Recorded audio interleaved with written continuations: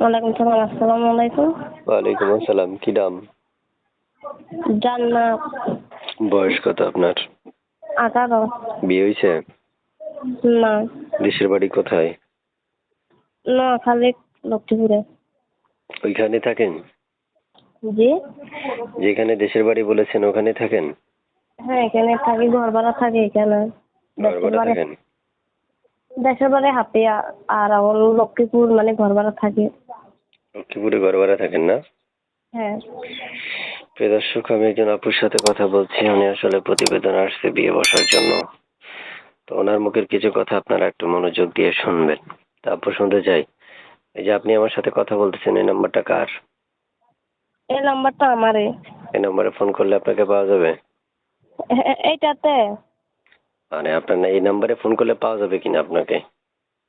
না, আমি তো আপনার নাম্বার এটা দিনে আর একটা দিচ্ছি না নাম্বার। আচ্ছা, বুঝতে পেরেছি। ওই নাম্বারে ফোন করলে আপনাকে পাওয়া যাবে কিনা? হ্যাঁ, যাবে, ওই নাম্বারে ফোন দিলে পাওয়া যাবে। আচ্ছা, সবসময় পাওয়া যাবে না? হ্যাঁ। আচ্ছা, তো এটা ছবি পাইছি, ছবিটা কার?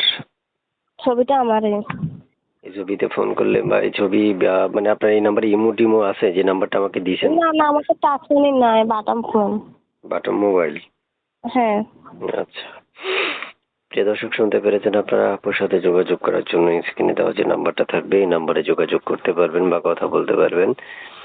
কথা বলার জন্য আপনাদেরকে কষ্ট করতে হবে না, শুধুমাত্র স্ক্রিনে দেওয়া নাম্বারে ফোন করলে আপনার আপুর সাথে যোগাযোগ করা সম্ভব। আপু, শুনতে চাচ্ছি, আপনি যে আমার সাথে কথা বলতেছেন, হ্যাঁ। কথা শুনতেছেন আমার? হ্যাঁ, শুনতেছি। আচ্ছা, আপনি এখন আমার সাথে যেভাবে কথা বলছেন এবং আমাকে অনেকগুলা কল দিয়েছেন, এরপর ধরে আপনার রেকর্ডটা উপস্থাপন করছে, আমার দর্শকেরা যখন আপনাকে ফোন করবে, আপনি কি আমার দর্শকের কল কি রিসিভ করবেন না কেটে দিবেন? হ্যাঁ, রিসিভ করবো। সত্যি তো? হ্যাঁ, সত্যি। আচ্ছা, প্রিয় দর্শক, আমি এক এক করে অনেকগুলো তথ্য নিলাম। যদি আপনাদের মনোপুত না হয়, তাহলে আপনারা ফোন করে তার আরো তথ্য নিতে পারবেন এবং তাকে চিনতে পারবেন, বুঝতে পারবেন, ভালোবাসতে পারবেন। তা আপু, শুনতে চাচ্ছি, কেমন বয়সী আপনার মনে হয় মানুষের দরকার? যেরকমই হয়। মানে যেরকমই হোক? হ্যাঁ, যেরকমই হোক, আমাকে খাইতে পারলে লইতে পারলে হইব, আমি কিছু চাই না। না, আপনার কথা হচ্ছে যেমনই হোক, আপনার কোনো সমস্যা নাই? না না।